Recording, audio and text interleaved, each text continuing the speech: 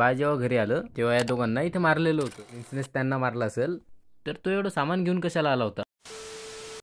मित्रांनो, सैराट म्हणजेच नागराज मंजुळेंचा असा एक चित्रपट ज्याने पूर्णपणे एक काळ गाजवला होता. मी या मूवी 0.5x च्या स्पीडने बघितला आणि या मूवीमध्ये असणारे काही असे इंटरेस्टिंग फॅक्ट्स कलेक्ट केले आहेत जे की तुम्हाला नक्कीच आवडतील. त्यामुळे आजचा व्हिडिओ फारच इंटरेस्टिंग असणार आहे, म्हणूनच हा व्हिडिओ कुठे स्किप न करता एंडपर्यंत व्हिडिओ मध्ये नक्की बनवून राहा. या मूवीचा मेन कास्ट म्हणजेच परशा, ज्याचा रोल प्ले केलाय आकाश टोसरे यांनी. पण आकाशची निवड काय ऑडिशन थ्रू झाली नव्हती. बऱ्याच कलाकारांनी या रोलसाठी इंटरव्ह्यू दिला होता, पण मेकर्सना या रोलसाठी हवा तसा चेहरा मिळत नव्हता. त्यानंतर एक दिवस नागराज मंजुळे यांच्या भावाला रेल्वे स्टेशनवर आकाश दिसला आणि त्यांनी त्याचा लगेच एक फोटो काढून घेतला. त्या प्रकारेच या मूवीची हिरोईन आर्ची जेव्हा रिंकू राजगुरू या मूवीसाठी हिरोईनच्या रोलसाठी ऑडिशन द्यायला आली होती तेव्हा तिचं वय हे फक्त 15 वर्ष होतं आणि तिच्याकडे पाहताच नागराज मंजुळे यांनी ऑडिशन द्यायच्या आधीच ठरवलं की हीच आपल्या मूवीची हिरोईन असणार.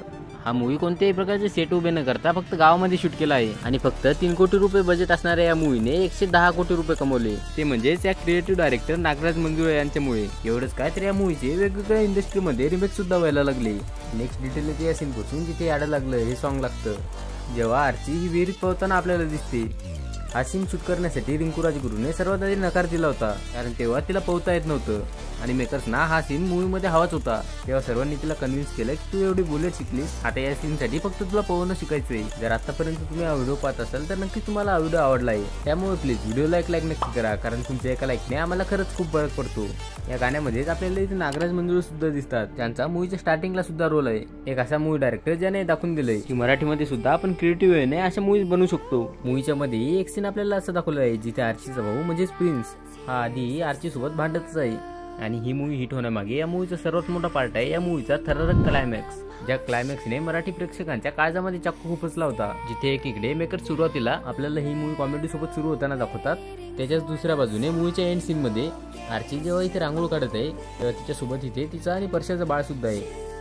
तेवढ्यात एक बाई येते आणि त्या बाळाला घेऊन जाते आणि नंतर येतो आर्चीचा भाऊ प्रिन्स, जो की घरून तिच्यासाठी आईन दिलेली साडी सुद्धा आणतो. त्यानंतर आर्ची त्यांना चहा ठेवते, परशा येतो आणि ती इथे म्हणते सुद्धा.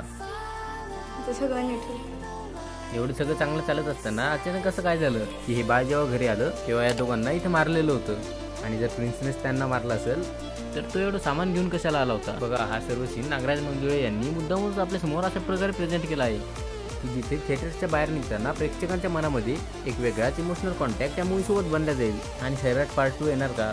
परशा आणि आर्चीचा हा मुलगा मेकर्सनी मूवीमध्ये जिवंत का ठेवला? या मूवीबद्दलची आणखी एखादी डिटेल जर तुम्हाला माहिती असेल तर आम्हाला कमेंटमध्ये नक्की सांगा. भेटूयात पुन्हा एका अशाच इंटरेस्टिंग व्हिडिओमध्ये. जय हिंद, जय महाराष्ट्र.